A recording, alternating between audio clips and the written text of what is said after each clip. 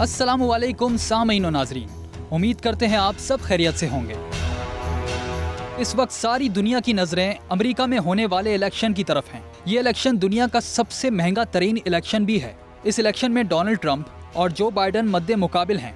लेकिन क्या खुद को सुपर पावर कहलाने वाला अमेरिका इतना कमज़ोर है कि उसके इलेक्शन पर कोई मुल्क असरअंदाज भी हो सकता है? कुछ दिन पहले ही ये दावा किया गया कि ईरान की तरफ से साइबर अटैक हुआ है, जिसकी वजह से वो सारा डाटा लेने में कामयाब हो गए हैं, जिसमें पूरे अमेरिका का इलेक्शन डाटा है।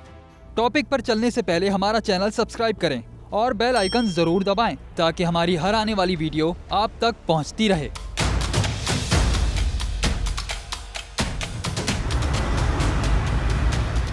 उन्नीस से अब तक तमाम इलेक्शनों की दुरुस्त पेशगोई करने वाले मारूफ तारीखदान और प्रोफेसर एलन लिकमैन मैदान में आ गए हैं।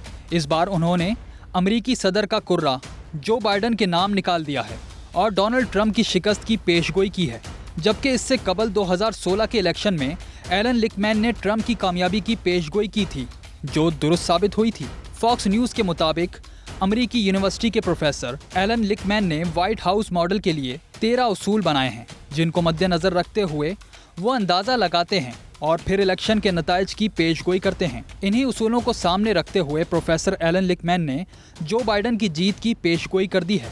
यहाँ ये अमर काबिल जिक्र है कि इन उसूलों के मुताबिक जो हिसाब लगाया जाता है वो मुकम्मल तौर पर मौजूदा हुकूमत की कारकर्दगी को सामने रखकर किया जाता है कि ये दोबारा व्हाइट हाउस हासिल करने में कामयाब होंगे या फिर अपोजिशन के आगे हार जाएंगे।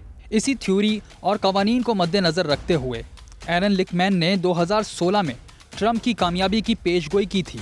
ये पेशगोई ट्रंप की नज़रों से भी गुजरी थी और उन्होंने वॉशिंगटन पोस्ट में छपने वाली इस पेशगोई की कॉपी के साथ शुक्रिया का पैगाम भी भेजा था।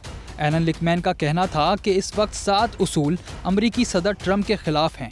उन्होंने कहा कि मेरी पेशगोई ये है कि डोनाल्ड ट्रंप 1992 में जॉर्ज डब्ल्यू बुश के बाद री इलेक्शन हारने वाले अमेरिका के पहले सदर होंगे, यानी उन्हें दूसरी ट्रंप नहीं मिलेगी।